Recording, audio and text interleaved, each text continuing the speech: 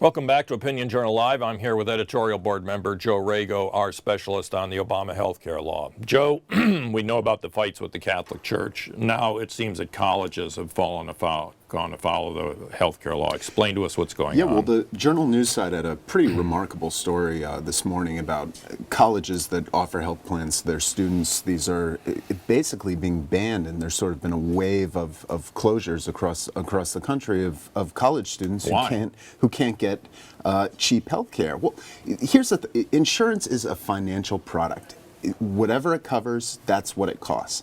And the Obama Office of Healthcare Reform has decided that these plans aren't generous enough.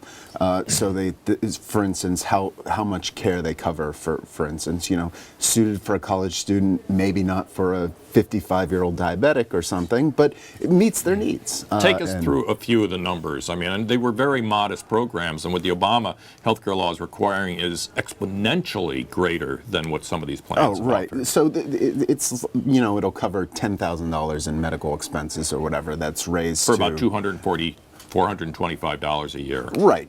Cheap basic coverage, if something goes wrong, that's rising up to like $1 million of coverage a year. I mean, it's really a remarkable story and destroying a product that people value. Well, they apparently are telling these plans that they now have to raise their coverage up to $100,000, even $500,000. The cost will be $1,200.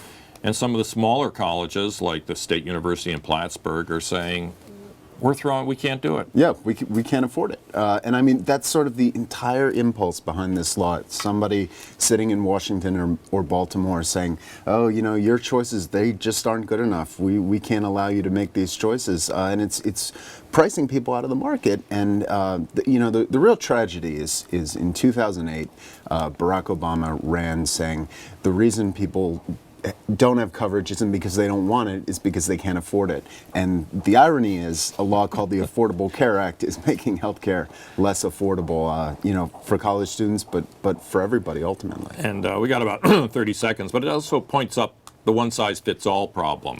I mean, we have argued here for months for an array of plans that people could choose from, not simply one standardized plan. Right, exactly. I mean, people's needs and preferences for healthcare, just like any other product, are going to be different.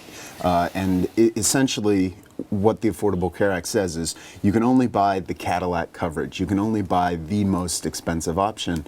For people like college students, they're going to have different needs and preferences. Well, now the Obama healthcare plan's got itself crosswise with both the Catholic Church and college students. Not quite heading in the right direction. That list is only going to grow, Dan. Yeah.